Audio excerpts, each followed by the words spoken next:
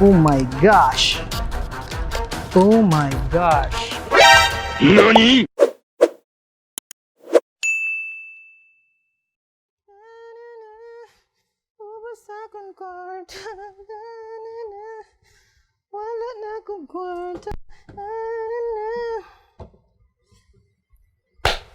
Kamusta?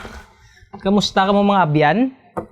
Kabay pa safe ka mo no despite sang pandemic, and I hope you're doing your part no in staying at home and only going out if it's necessary. So today is a special day. So hindi ko birthday hindi man subong holiday. Pero special subong adlaw because we're going to unbox the MSI RTX 2060 Super Gaming X.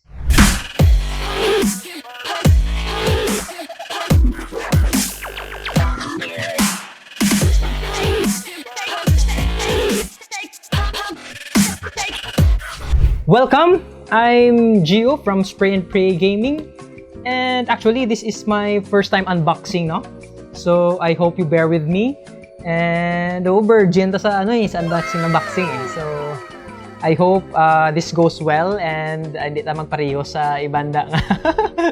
I-bash ta Dragol Pegala sa pag-unbox. But hopefully this will be informative sa inyo nga part. So without further ado, let's get started.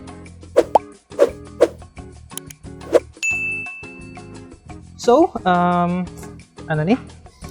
let's open this up here. Okay.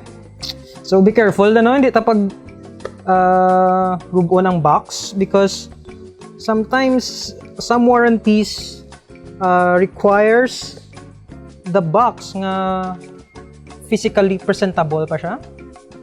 Damn! So premium! So, wala na din sunod. Okay, wala. So, let's put this aside. Okay. So, may protective nga, natawag? Foam. So, first layer siyang foam. Put this aside. Then, dang, look at this. I think these are the manuals. Let's open it up. So, first, we'll have... Okay. What's this? May comics sila. May comics. Lucky the Dragon Computer Workshop. So, let's just show them there. So, may time ta ba sa tani? Mga storytelling ta siguro. So, let's put this aside first. Ito lang butang. So, this is the manuals that nobody cares about. So, joke lang, importante ni mga pare ko guys, mga abyan, importante ni ang manuals kay in case if anything goes up with your GPU, you could look it up in your manual. So this is the MSI graphics card quick user's guide. So set this aside. Then yeah, wala na unod sang daw envelope nila. Let's put it here anay sa kilid. Now let's get to the juicy part. Look at that, guys. Look at how premium that is. Dang, boy. Nice. Oh my gosh. Okay, let's not get into that first. Dirita anay sa mga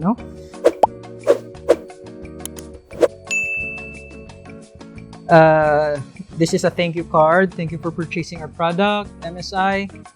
I think nakita kong warranty card.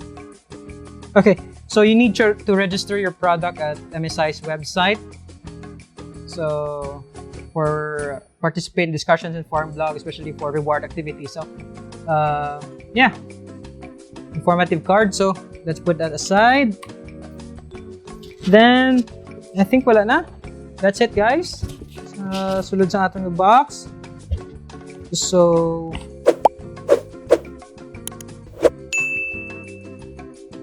excited. So we need to get this tape off first. So when handling graphics card, I don't know about you guys, but I do this gently as I could.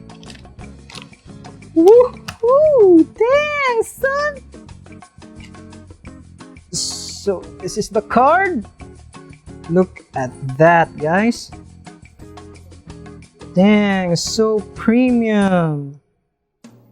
Okay. Dang, look at that.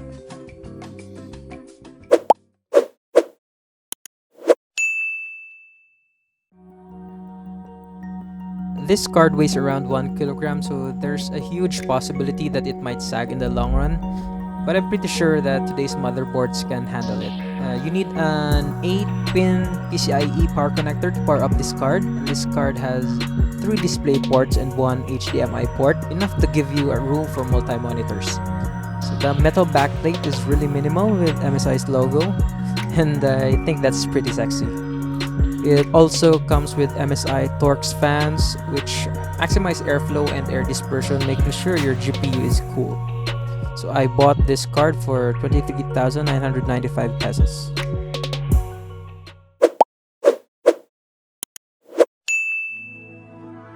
Friendly tip, always check the compatibility of your GPU to your case, your motherboard, your CPU.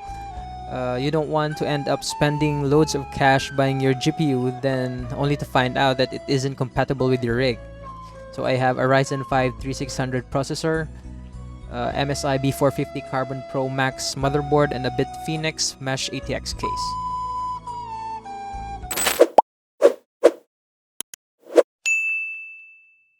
She look good.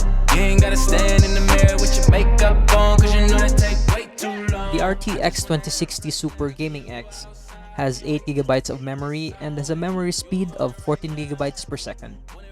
It can utilize its 2176 CUDA cores for your A+, A++ games, and of course, mga editing softwares. It can also do ray tracing that can immensely up your graphics if you're into gaming. So if you're planning to get this card, make sure you have a power supply that has 550 watts or greater. Regarding the RGB, you can sync the RGB with your motherboard or any other supported software. So in my case, since I have an MSI motherboard, I use my MSI Mystic Light to control the lighting. So this card also inherited MSI's Twin Frozer technology, which turns off your GPU fans in low load situations, making your fans less noisy. So overall, this card is pretty legit, and I hope I could test benchmarks soon.